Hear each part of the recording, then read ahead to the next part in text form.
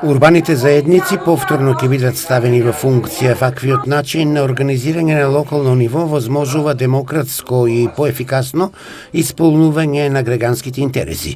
Согласно статутот на општината, највисок орган на урбаните заедници е Советот избран од граѓаните.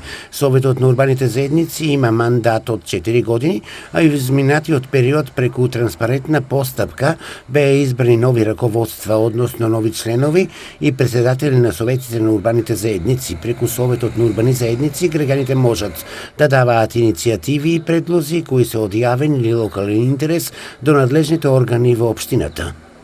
Денеска се наоѓаме во просториите на урбаната заедница Тошо Арсов со цел да посочиме на повторното интегрирање и вклучувањето на урбаните заедници во работата на општина Штип.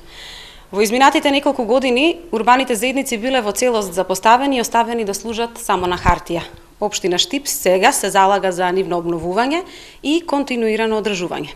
Новата локална власт, предводена од градоначалникот Бочварски, се залага за тоа општина Штип да биде отворена општина.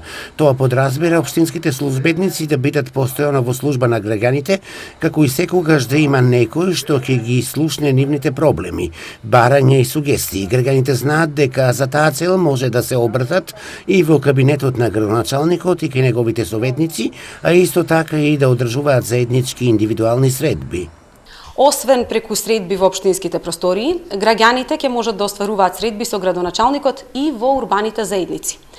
Граѓаните нема да мораат да доаѓаат во просториите на општина Штип, туку градоначалникот Бочварски ќе доаѓа во нивните заедници и ќе остварува заеднички средби со нив, на кои што ќе може да ги слушне сите проблеми, барања и предлози кои што тие ги имаат за него.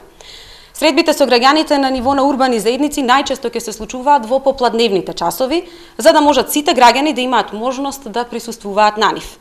За средбите, граѓаните ќе бидат информирани преку раководствата на урбаните заедници, преку дневните билтени на општината и преку социјалните мрежи. Со ова повторно после долг период урбаните заедници се ставаат во функција. На тој начин се подлабочува соработката и комуникацијата со граѓаните, што е главна цел во вршењето на оваа јавна служба.